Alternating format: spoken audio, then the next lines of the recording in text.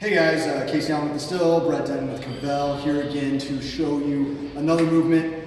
Again, we're talking about the benefits of training at Kvell and the progressions and the regressions that Kvell implements into all of their programs to make sure that they are meeting you at the fitness level that you're at. So the movement that we're going to show today is a hip hinge, which is kind of for the backside of your body, your posterior chain, and we are going to dive into some different progressions of that hinge movement. So first, we're going to show you kind of the top level movement, which is a kettlebell swing. Brett's going to run me through a kettlebell swing to kind of make sure that you guys know how to do it correctly. That's another big benefit of Kvell, is they are very focused on coaching and making sure that you're moving correctly so that you get results without getting injured.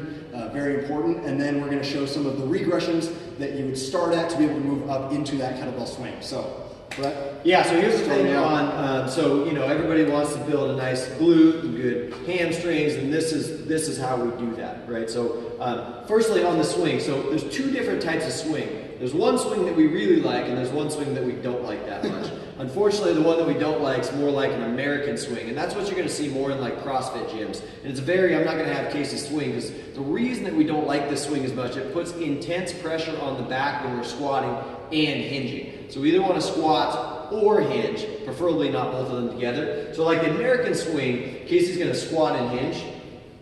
Good. Yeah, even more than that, like it's a squat. Yep. And then he's going to pop up and out. And so if you turn to the side and look at, so the pressure on his back as he comes up and out of this is super intense. And that's where a lot of people get hurt on the swings. Okay? And they go too low or they go too high. Shoulder issues, all kinds of issues. So we don't like that one. So what we're going to teach you is we're going to teach you the actual hip hinging swing. Now, what this looks like is Casey's going to only have a slight bend, so like a relaxed knee.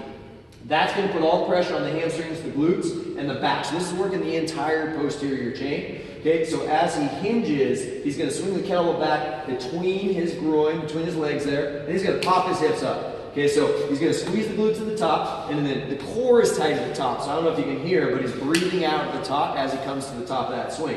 Glutes are tight, core is tight, quads are tight, everything's locked. Okay, go ahead and put it down.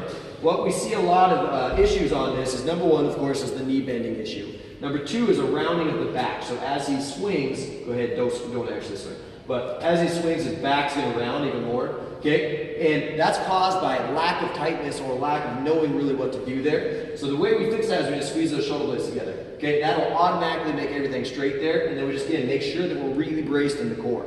Number two, people go too low. So we definitely don't want the hands below the knees, but if you're, like Casey's got a pretty big bell here, that's going to probably go below the knees, but typically we don't want that bell to go much below the knees. Go ahead and swing it again. So you're going to keep that super high in the groin. Okay, so what we like to say there is thumbs to zipper. So thumbs to zipper, making sure that we're keeping that kettlebell high. All right, okay, go ahead, Rex. I like to think scare yourself a little bit. Scare yourself a little bit. That's right. So that's one way to think about it. So that's the kettlebell swing. That's where we're going to work towards. Okay, so let's look at the regressions here. Level one, simple hip bridge. Okay, we're still working the back side of the body here. So we're going to lay down on the floor.